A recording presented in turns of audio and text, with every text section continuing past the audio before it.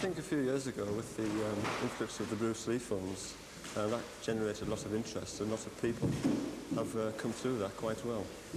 Is it really as ferocious and dangerous as it looks? I don't think it is dangerous, no.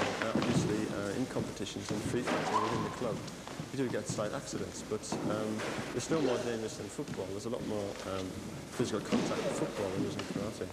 All the techniques practiced within the club are with control. Within the club, the normal form of training, one develops kicks and punches to do the techniques to the maximum effect. But for obvious reasons, when paired off with a partner, you can't go right through with the techniques, so they are practiced with control. Do you mean to say that it's a bit like wrestling, that it's something of an act? No, it's not an act like wrestling. You're still pitting your wits against your partner. Wrestling, it is pre-arranged, but you do need to be, I'm not putting down wrestling, you do need to be very physically fit to do wrestling, but there's nothing pre-arranged in a karate tournament. You're pitting your wits against your opponent. What about women? Is it just a men's sport? We have quite a few women doing karate. We have a separate ladies class in Carlisle, in fact, at the sports centre.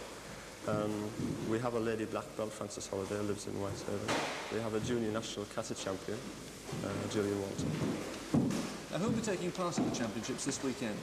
We have about 50 teams from all over the country, from as far north as Aberdeen, from as far south as London.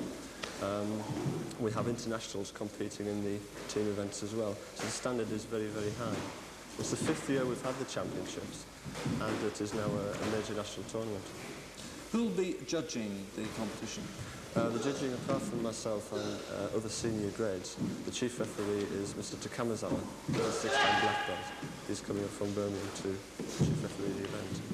In this country, there's a small number of high-grade Japanese in this country, because the standard in this country is very, very high.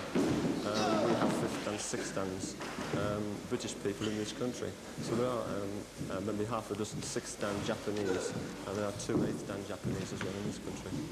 Why do you think the standard has reached such a height in this country? Because we're good, really.